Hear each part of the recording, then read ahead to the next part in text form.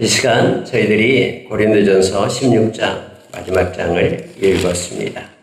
이제 마지막 장은 이제 마침 말을 쓰게 되겠죠.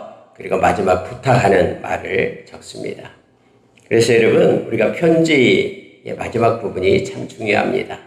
꼭 해야 될 말이 빠졌으면 마지막 부분에 그 말을 적어서 우리가 편지를 붙이잖아요.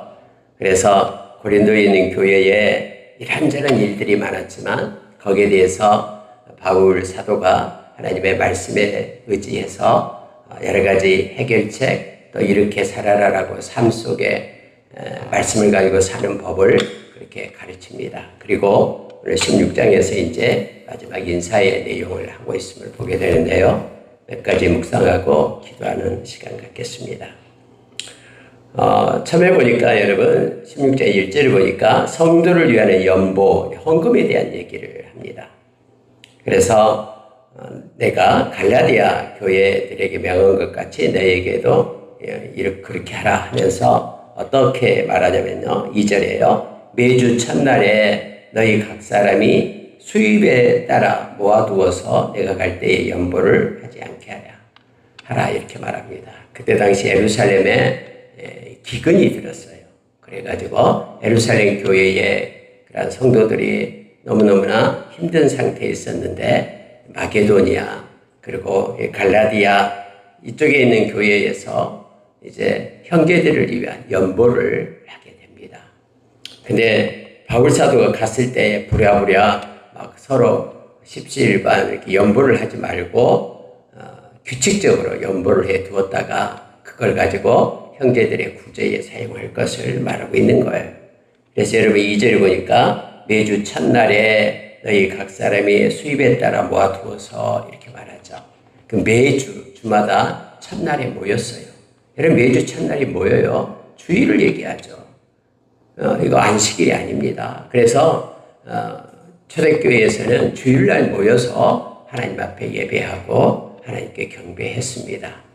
초대교회에서 안식일에 모여서 예배한 거 아니에요. 그래서 요즘에 뭐 안식일 교회도 있고 막 하는데 여러분 우리에게 영원한 안식을 주는 날이 주일이죠. 주님이 부활하신 날. 그래서 초대교회 때부터 매주 첫날에 모여서 하나님께 예배하고 그때 연보를 헌금을 해서 모아두었다가 그 헌금을 가지고 형제 자매를 구제하고 또 선교사에게 쓰는 그런 일들을 하였음을 성경은 말해주고 있습니다. 여러분 3절에 한번 보세요. 내가 이를 때에 너희가 인정한 사람에게 편지를 주어 너희의 은혜를 예루살렘으로 가지고 가게 하리니 이게 너희의 은혜다라는 말이 바로 헌금을 얘기하는 거예요. 이걸 가지고 너희들이 인정한 사람을 통해서 편지와 함께 예루살렘 교회에 그들에게 돕는 그런 연보를 하게 하겠다라는 거예요. 근데 만약에 그 연보가 많아가지고 나도 가야 된다 그러면 그것이 중요한 일이기 때문에 나도 함께 가겠다라고 구체적으로 바울 사도가 말하고 있음을 보게 됩니다.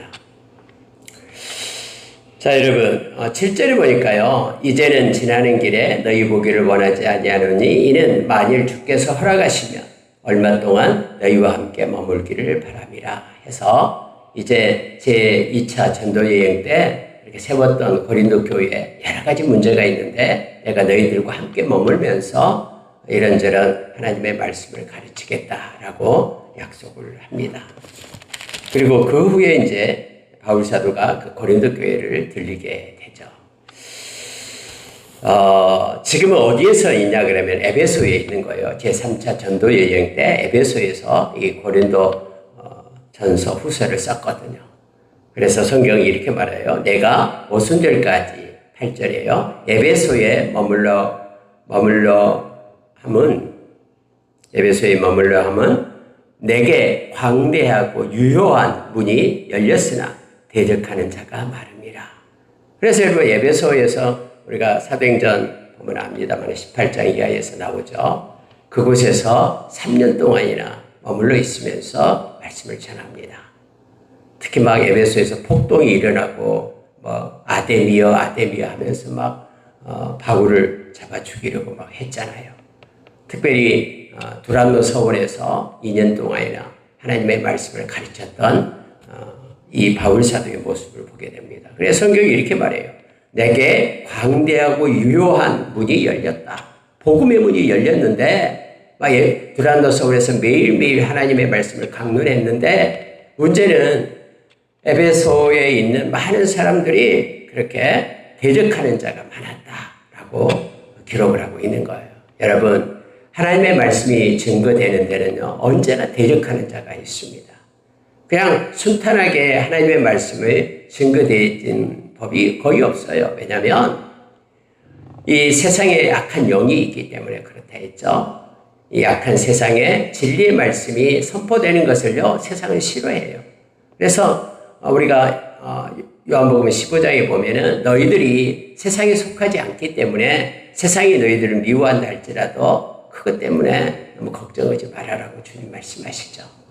주님께서는 당신의 백성들을 지키고 우리가 하나님께 속한 자이기 때문에 하나님께서 우리를 붙잡고 또 끝까지 보호하여 주심을, 악으로부터 보존시켜 주심을 우리가 기억을 해야 됩니다.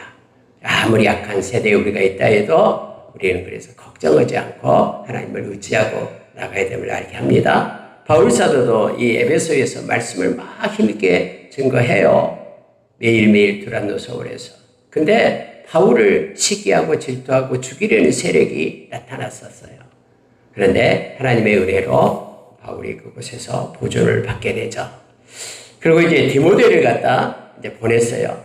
디모데, 주 안에서 아들 된 자. 물론 바울은 결혼을 안 했습니다. 근데 디모데 또는 디도도 나오죠. 이제 말씀을 받고 그들이 예수를 믿고 마치 바울 사도가 아버지처럼 주 안에서 아비가 된 자가 되어 디모데를 갖다 고린도로 지금 보내고 있는 내용이 나옵니다. 디모데는 나이가 어리지만 성경이 이렇게 말해요. 그도 나와 같이 주의 일을 힘쓰는 자다. 그러니 그로 두려움 없이 너희 가운데 있게 하라. 이렇게 말하면서 디모데가 너희 가운데 갈 텐데 그를 잘 도와주고 함께 해라 라고 말합니다. 중요한 건요, 그도 나와 같이 주의 일을 힘쓰는 자라. 바울 사도가 디모데에게, 우리가 디모데 전서 후서를 보면은 잘 압니다만은 편지를 쓰는데요, 너무너무나 믿음의 아비답게 디모데에게 목회 서신을 쓰게 됨을 알게 하죠. 그래서 복음으로 낳은 자 디모데 이렇게 말합니다. 너희들도 디모데가 나이가 어리다고 무시하지 말고 그가 주의 일에 힘쓰는 자니까 함께하며 그를 존중하라라고 말하고 있습니다. 11절 보세요. 그러므로 누구든지 그를 멸시하지 말고 평안히 보내어 내게로 오게 하라. 그래서 디모데를 잘 후대해 줄 것을 말하고 있습니다. 여러분, 우리가 나이가 많든 나이가 적든 예수 그리스도 안에 있는 자를 우리가 존중해야 됩니다. 왜냐하면 하나님께서 그가 소중해서 핏값으로, 당신의 아들의 핏값으로 당신의 자녀 삼았기 때문에 그래요. 아무리 못 배우고 또 권세가 없고 가난하고 또 어린아이든 나이가 많이 들었던 다 주 안에서 존중한 자임을, 우리 주님이 너무나 소중해서 생명으로 산 자임을 우리가 기억하며 절대로 홀대하지 말고 존중하며 세울 것을 요청하고 있음을 보게 됩니다. 여러분, 이제 마지막 인사를 하면서요, 중요한 말을 하는데요, 그게 13절이에요.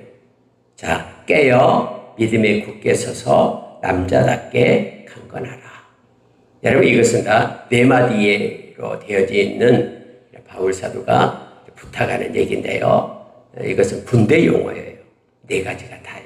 깨어 있으라. 여러분, 보초, 군대 갔다 온 사람 압니다만은 보초를 보게 될 때요, 보초에서 잠을 자면 안 되죠. 적군이 오니까요. 깨어 있어야 됩니다. 우리가 이 세상에 살아갈 동안에도 깨어 있어야 돼요. 여러분, 깨어 있다는 게 뭡니까? 우리 하나님 앞에 예배자로 또 말씀과 기도로 하나님께 속한 자로 있는 거예요. 이게 깨어 있는 것입니다. 말씀은 살아있고 우리가 기도할 때 성령님께서는 우리에게 지혜를 주시고 이 험한 세상에서 세상의 풍조에 따르지 않도록 깨어 있게끔 그렇게 합니다. 그 다음에 두 번째가요, 믿음에 굳게 서서. 이게 중요해요. 우리는 믿음으로 살아가는 사람들이에요. 다시 말하면 우리가 어떤 피상적이고 또 머릿속에만 갖고 있는 그러한 어떤 이론이나 철학으로 살아가는 사람이 아니라 삶의 예배로 믿음으로 삶 속에서 살아가는 거예요. 죽은 믿음이 아니라 삶 가운데 살아있는 믿음. 이것은 말씀을 붙잡는 믿음이죠. 이게 믿음이 굳게 서라라는 거예요. 여러분 유다 선생님도 유다서 1장 20절에서 그렇게 말하죠. 지극히 거룩한 믿음 위에 너 자신을 세우라. 그래서 여러분 이 세상에서 가장 존경하고 가치 있는 것이 믿음으로 사는 거예요. 아무리 어렵고 힘들어도 말씀 붙잡고 살아가는 것이 믿음이고요. 베드로전서 1장 7절의 말씀처럼 우리가 이 세상 마치고 주님 만날 때 믿음으로 산 거에 대해서 우리 주님은 우리에게 영광과 존귀와 칭찬을 주시겠다라고 말씀을 합니다. 믿음은 금보다도 귀한 것입니다. 그래서 우리가 특히 어려울 때, 아플 때 믿음을 가지고 예배자로 서는 거 하나님은 너무너무 기뻐하십니다. 믿음으로 굳게 서라. 두 번째고요. 세 번째는 남자답게 이거예요. 이 군대니까 군대 용어를 쓴 거예요. 그래서 뭐 여자들은 해당되지 않나 그런 뜻이 아니고요. 남자답게 행하라라는 것은 뭐냐면 그냥 씩씩하게 용기 있게 강하게 살아라라는 거예요. 맨날 이렇게 찌그러져서 그냥 너무나 낙심만 하고 불평하고 그냥 약하게 살지 말고 당당하게 살아라라는 거예요. 하나님께서 너를 지켜주시는데 이 아무리 세상 고린도 그 시내가 아무리 음란하고 패역하고 또 막 부가 많아가지고는 그냥 타락한 그러한 가운데 있지만 너는 남자답게 강하게 당당하게 그렇게 살아라라고 말하죠. 우리가 요한복음 16장 33절에서 너희는 담대하라. 내가 세상을 이겼다 하면서 주님이 말씀하시죠. 너희들도 세상을 이길 수 있다. 그러니 남자답게 강인하게 당당하게 살아라. 이런 뜻이에요. 이게요. 남자답게라는 뜻이. 그 다음에 네 번째 말하고 있는 것이 강건하라. 이렇게 말하고 있습니다. 영육의 강건을 얘기합니다. 여러분 우리가 영적으로 강해야 되죠. 근데 영적으로 강하려면은 어떻게 해야 됩니까? 에베소서 3장 16절 이하에 나오죠. 성령께서 우리 안에 계실 때 우리의 속사람이 강해지는 거예요. 사람은 겉모습은 강해 보여도요. 내면이 약하면은 늘 넘어져요. 시험 들고요. 그러나 겉모습은 그렇게 초라할지 몰라도 네 내면이 강하면은요. 시험에 들지 않습니다. 어떠한 어려움과 힘듦이 있어도 당당하게 그렇게 믿음으로 이겨내는 거예요. 그래서 우리로 하여금 강건하라라고 성령께서 우리 안에 강하게 우리의 속사람을 세우고 흔들리지 않고 좌우로 치우치지 않고 강건하라라고 명령하고 있음을 보게 됩니다. 이게 마지막 편지를 이제 쓰면서 이 내용을 하는 거예요. 이 13절을 묵상하면 큰 은혜가 됩니다. 깨어있으려면 주로 기도해야 됩니다. 하나님 말씀을 읽어야 됩니다. 믿음에 굳게 서서 삶을 얘기합니다. 믿음을 따라 사는 거예요. 환경을 쫓아 사는 게 아니라. 그리고 남자답게 이것은 강력하게 용기를 가지고 그리고 강건하라. 이 말은 속사람이 강건해서 세상의 풍조에 흔들리지 않고 막 떠내려가지고 이렇게 물에 떠내려가는 것도 죽은 고기가 떠내려가잖아요. 살아있는 고기는 물살을 거슬러 올라가게 되죠. 이렇게 강건하라라고 군대 용어를 써가지고 바울 사도가 지금 부탁하고 있는 것입니다. 14절도 보세요. 너희 모든 일을 사랑으로 행하라. 바울 사도가 고린도전서 13장에서 사랑으로 행하지 않는 모든 것들은 다 헛된 것이다. 이렇게 말했듯이 모든 일, 너희의 모든 일을 사랑으로 행하라. 하나님의 사랑을 가지고 행할 것을 요청해 주고 있습니다.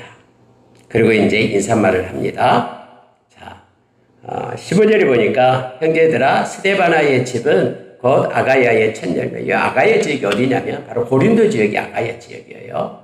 마게도냐 지역은 데살로니가 위에 빌립보 이쪽이고요. 그 아래가 바로 아가야 지역이에요. 그런데 이 스데바나가 집이 그곳에 있었어요. 아가야에서 첫 열매다. 처음으로 예수를 믿었던 집이다. 그러면서 성도 섬기기로 작정한 줄을 너희가 아는지라 내가 너희를 권하노니. 자, 16절. 이 같은 사람들과 또 함께 일하며 수고하는 모든 사람에게 순종하라. 이렇게 말합니다. 이렇게 주의 일을 열심히 하는 사람들, 처음 믿고 예수 믿고 그렇게 세워져 믿음으로 사는 이들 서로 순종할 것을 이렇게 부탁을 하죠. 그리고 이런 사람을 알아주라 라고 또 말합니다. 18절 보세요. 그들이 나와 너희 마음을 시원하게 하였으니 그러므로 너희는 이런 사람들을 알아주라 해서 세 명의 사람을 얘기해요. 위에 보니까요. 스데바나 나왔던 사람이죠. 부드나도 또 아가이고 이런 사람들 그쪽에 고린도의 출신인데 이런 사람들은 그런 사람들을 온 것을 기뻐하는 그런 사람들이 이제 와서 그 바울의 사역을 돕고 함께했던 사람들을 나타냅니다. 그들이 너희의 부족한 것을 채웠음이라 해서 물질적인 도움도 주고 선교사에게 동참했던 이 사람들을 알아주라라는 거예요. 여러분, 우리가 알아준다라는 것은 인정한다라는 뜻입니다. 특별히 여러분, 오늘날 이 말씀을 우리가 묵상할 때 지금 열방의 곳곳에 나가서 하나님의 말씀을 전하는 이들을 우리는 알아줘야 됩니다. 어떻게 알아줍니까? 물론 우리가 기도하며 또 물질도 보내고 하면서 그들을 위하여 특별히 기도하며 섬길 것을 요청하고 있는 거예요. 이건 선한 일이다라고 말하죠. 빌립보서 1장에서 바울사도 그렇게 얘기해요. 빌립보 너희들이 선한 일에 동참했다. 이것은 복음을 전하는 일이거든요. 생명 살리는 일. 그 일에 너희들이 동참했다 하면서 하나님께서 선한 일을 시작하셨으니 하나님께서 마칠 것이다 라고 위로하죠. 여기서도 바울사도도요. 이러이러한 사람들이 복음 전하는 일에 동참했다. 그러니 너희들은 그를 알아주라 라고 말합니다. 여러분 우리가 기도하고 기도로 후원하는 거 이게 알아주는 거예요. 그래서 늘 기도할 때 열방을 위한 기도를 해 주십시오. 여러분이 알고 계시는 선교사님들에게 하나님 힘달라고 그렇게 기도로 협력하는 여러분이 보내는 선교사로 세워지기를 원합니다. 자, 여러분 이렇게 이제 인사를 하고요. 이제 서로 무난하라 하면서 20절 마지막에 얘기하죠. 그러면서 이제 편지를 끝냅니다. 끝내면서 여러분 이 말을 해요. 22절이에요. 보세요. 만일 누구든지 주를 사랑하지 아니하면 저주를 받을지어다. 우리 주여 오시옵소서. 이렇게 하고 끝내요. 여러분 바울은 명확해요. 우리 주님이 너무너무 좋은 거예요. 우리 주님이 생명을 주어 우리의 죄값을 지불했고요. 그분이 부활하셔가지고 우리가 영원한 안식과 영생을 얻게 되고요. 여전히 살아계셔서 지금도 함께 하시면서 세상 끝날까지 우리가 함께 하시는 그 주님이 너무너무 좋아요.